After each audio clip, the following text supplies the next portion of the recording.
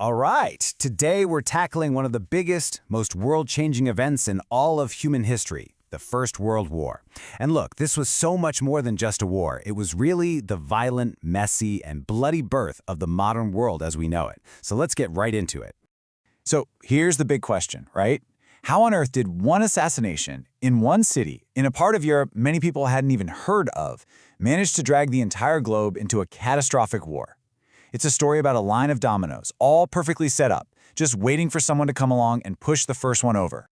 And it all begins right here, in the city of Sarajevo, with a single gunshot that would echo across the entire planet. Okay, so the date is June 28, 1914. Archduke Franz Ferdinand, who was the heir to the throne of the massive Austro-Hungarian Empire, is visiting Sarajevo. He and his wife are shot and killed by a Serbian nationalist. And that one act of violence, well, that was the spark. The tiny little flame that was about to set the world on fire. And what's just mind-boggling is how fast it all unraveled. I mean, look at this. It's a complete chain reaction that nobody could seem to stop. In just over a month, Europe goes from relative peace to all-out war. First, Austria-Hungary declares war on Serbia. Russia, being Serbia's ally, starts getting its army ready. Germany sees that and declares war on Russia, and then on Russia's ally, France. And then, when Germany invades neutral Belgium to get to France, Britain declares war. Boom, the dominoes had fallen. But here's the thing. A spark can only start a fire if it lands on something really, really flammable. And to understand what happened next, you have to realize that pre-war Europe was basically a giant powder keg, just sitting there, waiting for a match. Now, a super easy way to remember the long-term causes is the acronym MAIN. M is for militarism. All the major powers were in a huge arms race, building bigger armies and navies. A is for the alliances we just saw, these rigid defense pacts that divided the continent into two camps. I is for imperialism. Everyone was competing for colonies and resources around the globe.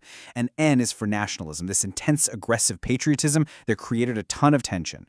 And here are the two big teams, basically. On one side, you had the Triple Entente, which would become the Allies, Britain, France, and Russia. On the other, the Triple Alliance, or the Central Powers, Germany, Austria-Hungary, and Italy, though, fun fact, Italy's going to switch sides later on. But the point is, Europe was split right down the middle. So the stage is set, the war has begun, and the world holds its breath. But what unfolded next was a kind of horror that no one, and I mean no one, had ever imagined. You have to picture it. In that summer of 1914, young men were marching off to war with huge smiles, cheered on by massive crowds. The feeling everywhere, from London to Paris to Berlin, was that this was going to be a quick, glorious adventure. You know, the boys would all be home by Christmas. They were so wrong. Instead of a swift victory, the war immediately bogged down into this brutal, grinding stalemate. Two massive networks of muddy, rat-infested trenches scarred the face of Europe, stretching from the sea all the way to Switzerland.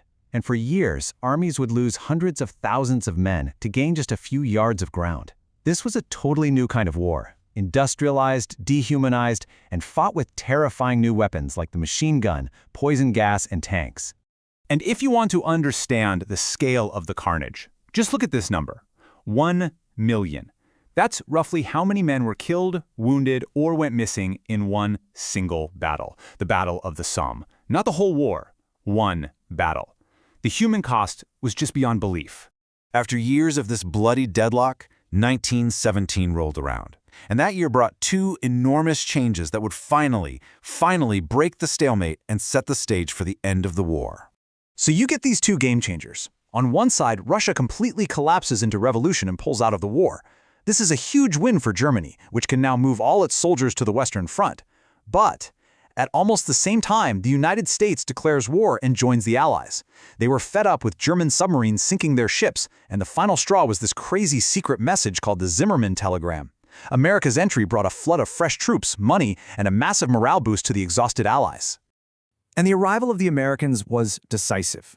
The war was finally coming to an end. The world took a collective breath and hoped for a peace that would last forever. What they got instead was a treaty that pretty much guaranteed another war. So, in late 1918, a final desperate German attack fails. The Allies, now reinforced by the Americans, launch a massive counterattack that can't be stopped.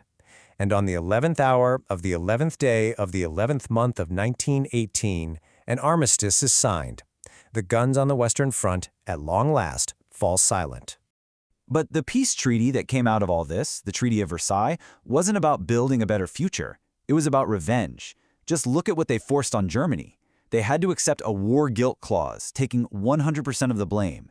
They had to pay billions in damages. Their military was practically dismantled, and they lost all their colonies and huge chunks of their own territory.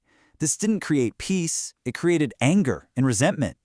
The war caused a political earthquake that completely redrew the map. 4 huge, ancient empires, the German, the Austro-Hungarian, the Ottoman, and the Russian, were just gone, wiped off the map, and in their place, a whole bunch of new and often unstable countries were created. The world was fundamentally changed. And this quote really sums it all up perfectly. The war didn't just end an era, it totally remade the world, for better and for worse. It destroyed the old order, and tragically, it laid the groundwork for the conflicts that were still to come. Which leaves us with one last, pretty chilling question to think about.